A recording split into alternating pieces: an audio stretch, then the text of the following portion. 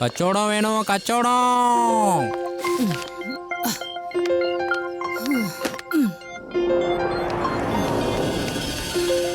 ശരിക്കും ഒന്ന് തൂക്കണം. നിങ്ങളുടെ ത്രാസൊക്കെ കള്ളത്രാസാന്നാ ഞാൻ കേട്ടിട്ടുള്ളത്. എന്റെ അമ്മച്ചിയെ, വീട്ടിൽ ആരെങ്കിലും ഉണ്ടെങ്കിൽ അവരോടൊന്ന് വരാൻ പറയേ. ഞാൻ തൂക്കുന്നത് ശരിയാണോന്ന് അവരോടൊന്ന് നോക്കാൻ പറയേ. വീട്ടിൽ വേറെ ആരെങ്കിലും ഉണ്ടെങ്കിൽ പിന്നെ ഞാൻ ഇവിടെ എന്തിനാ വരുന്നേ? ഭീം സിംഗ് മാർക്കറ്റിൽ പോയിരിക്കുക, മുത്തശ്ശനും ശിവയും പുറത്തു പോയിരിക്കുക. ഈ വീട്ടിലുള്ള പണികൾ മുഴുവൻ ഞാൻ തന്നെയാ ചെയ്യുന്നേ.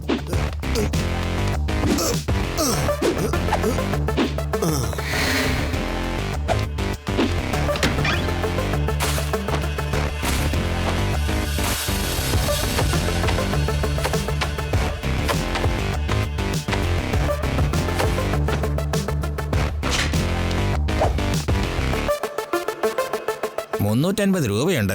എല്ലാം കൃത്യമായിട്ട് തൂക്കിയിട്ടാ പണം തരുന്നത്.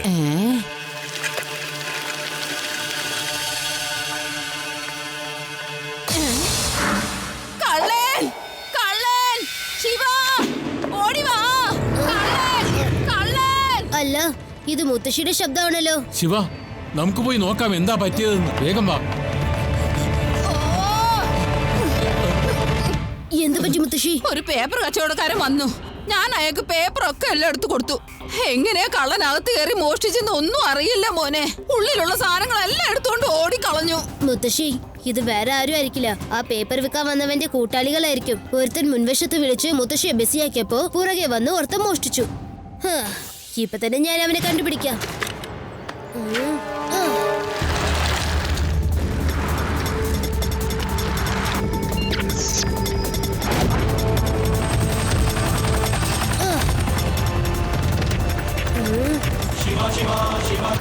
തീർച്ചയായിട്ടും ഇവന്മാരായിരിക്കും എന്റെ വീട്ടിൽ വന്ന് മോഷ്ടിച്ചോണ്ട് പോയത്.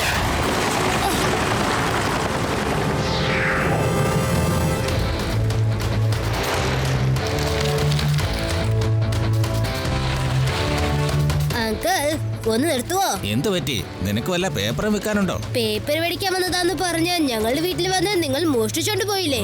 അത് മൊത്തം ഇങ്ങ് തിരിച്ചു തന്നേക്ക്.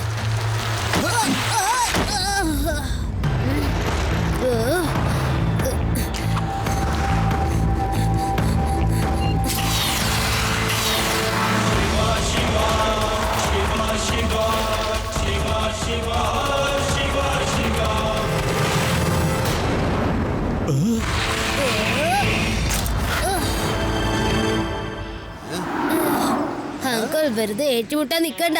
കാരണം എന്റെ സൈക്കിളിന് മുമ്പ് നിങ്ങൾക്കൊന്നും ചെയ്യാനാവില്ല. മര്യാദയ്ക്ക് മുമ്പിൽ നിന്ന് മാറുകുട്ടി. എന്നെ കുട്ടിയെന്ന് വിളിക്കരുത് അങ്കിൾ.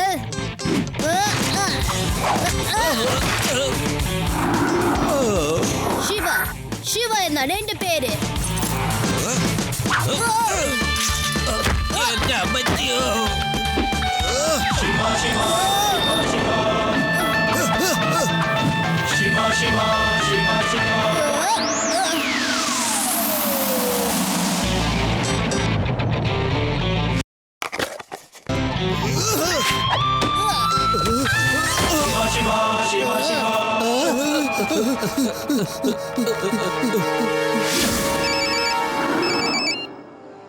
പറയൂ ശിവ. സിംഗ് സർ, നഗരത്തില് പേപ്പർ വിൽക്കുന്ന ആൾക്കാർ വന്നിട്ടുണ്ട്. അവരെ ഞങ്ങളുടെ വീട്ടിൽ നിന്ന് മോഷ്ടിച്ചു. എന്ത്? എന്ത്? ഓഹോ, പേപ്പർ കച്ചവടക്കാരൻ മോഷ്ടിച്ചോ? നീ ഒന്നുകൊണ്ട് വിഷമിക്കണ്ട. എന്റെ കയ്യിൽ നിന്ന് അവൻ രക്ഷപ്പെടില്ല. കള്ളന്മാർക്ക് എന്നെ പറ്റിക്കാനാവില്ല. ഓക്കേ, തനിക്കൊരു കാര്യം അറിയോ? നിങ്ങളെ പോലുള്ള ആൾക്കാരെ പേര് നശിപ്പിക്കാൻ കുറെ ഇറങ്ങിയിട്ടുണ്ട്. പാവം നിങ്ങളാണെങ്കിൽ എന്തുമാത്രം കഷ്ടപ്പെട്ടിട്ടാണ് കുറച്ച് പണം ഉണ്ടാക്കുന്നത്. കുറെ കള്ളന്മാര് പേപ്പർ കച്ചവടാന്ന് പറഞ്ഞ് നാട് മുഴുവനും നടന്ന് മോഷ്ടിക്കാൻ ഇറങ്ങിയിരിക്കുക. ഈ ലോകത്തിന്റെ അവസ്ഥ എങ്ങനെയായി പോയല്ലോ. ഓഹോ,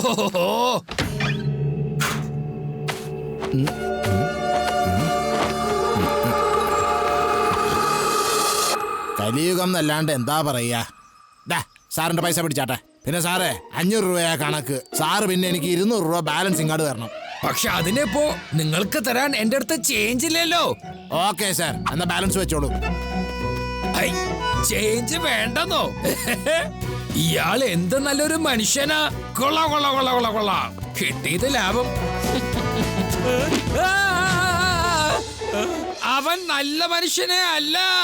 500 രൂപ തന്ന് വീട്ടിലുള്ള സാധനങ്ങൾ മൊത്തം അടിച്ചു മാറ്റി. എനിക്കവനെ കയ്യിൽ കിട്ടിയ ചമ്മന്തിയാക്കും. ഞാനവനെ വെറുതെ വിടില്ല. ശിവ, നീ പറഞ്ഞ പേപ്പർ കച്ചവടക്കാരൻ എന്നെയും പറ്റിച്ചു.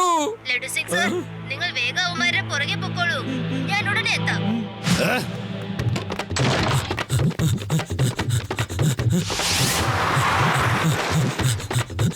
ഒന്ന് വേഗം ചവിട്ടി വിടണ്ട ഇഷ്ടാ. ആ കോന്തൻ ഇൻസ്പെക്ടർ ഓടി വരണുണ്ട് പുറകെ. ദേ വരുന്നു. ആ ഇൻസ്പെക്ടർ നമ്മുടെ പുറകെ ഒന്നും ഓടി വരാൻ പറ്റില്ല മാഷേ.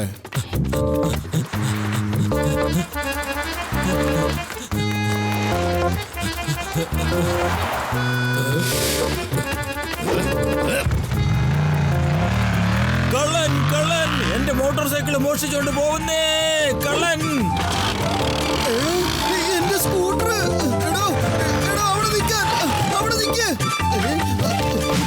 ഞാൻ പറഞ്ഞതുപോലെ ആ കാശ് അവിടെ കൊടുത്തേര്. സൈക്കിൾ താണോ അവിടെ നിൽക്കാൻ. അവിടെ നിൽക്കാൻ സൈക്കിൾ തന്നിട്ട് പോ. എന്റെ മാഷേ, ഇതേ ഒരുപാടെണ്ണം വരുന്നുണ്ട്. ആകെ പ്രശ്നമായി തോന്നുന്നു. എന്താ വഴി ഇപ്പൊ? എങ്ങോട്ടായി പോണ? അവിടെ നിന്നേ.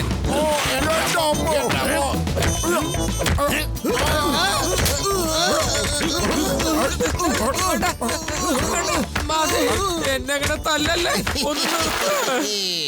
ഇതിനാണ് പറയുന്നത് ചക്കിന് വെച്ചത് കൊക്കിന് കൊണ്ടെന്ന്. എന്തായാലും നമ്മൾ രക്ഷപ്പെട്ടോ. ഇനി അവന്മാര് തമ്മിൽ തല്ലി ഒരു പരുവമാവും. ഒന്ന് നിർത്താനല്ലേ പറഞ്ഞ്. ഒന്ന് മതിയാക്ക്. ഞാൻ ലഡ്ഡു സിംഗ് ആണ്. ലഡ്ഡു, ഇൻസ്പെക്ടർ ലഡ്ഡു സിംഗ്. അറിയോ?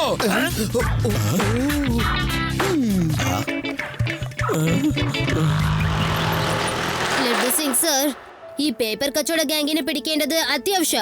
നഗരത്തിൽ മുഴുവനും നിങ്ങൾ അലർട്ട് ചെയ്യണം. അതായത് പേപ്പർ കച്ചവടക്കാരെ ഇറങ്ങിയിട്ടുണ്ടെന്ന്.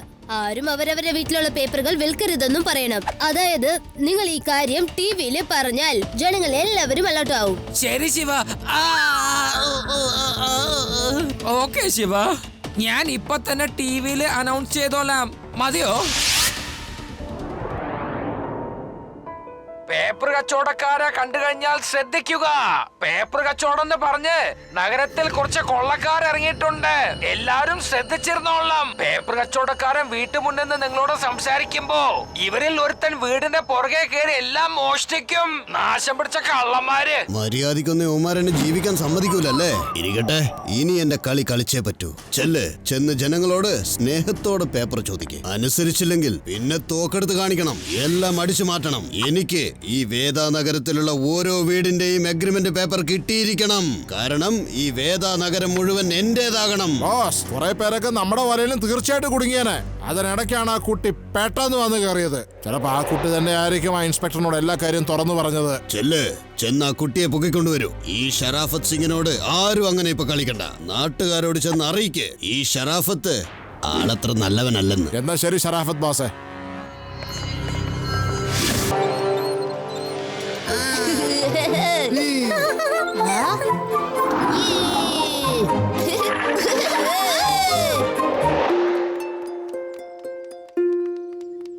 ആ കുട്ടിയൊക്കെ അവിടെ ഇരിക്കണത്. ഏയ് കുട്ടി, ചായയിട്ട് ഇറങ്ങുക. രേവ, ഇതിൽ 2 പേരാണ് മെയിൻ കള്ളന്മാര്. ബാക്കിയുള്ളവരൊക്കെ അവരുടെ കൂട്ടാളികളാ. നിങ്ങൾ കളിച്ചോ, ഞാൻ അവരെ നോക്കിക്കോളാം. ഇറങ്ങി വരാനാ പറഞ്ഞ, കേട്ടില്ല കുട്ടി? എന്നെ കുട്ടിയെന്ന് വിളിക്കരുത് അങ്കിൾ.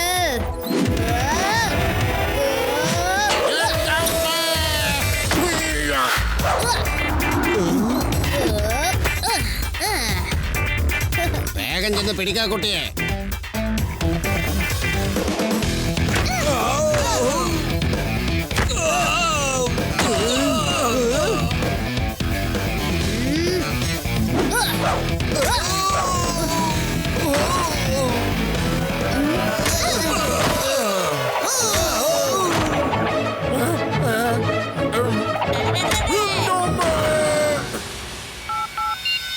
ലഡു സിംഗ് സാർ, വേഗം പാർക്കിലേക്ക് വന്നോളൂ.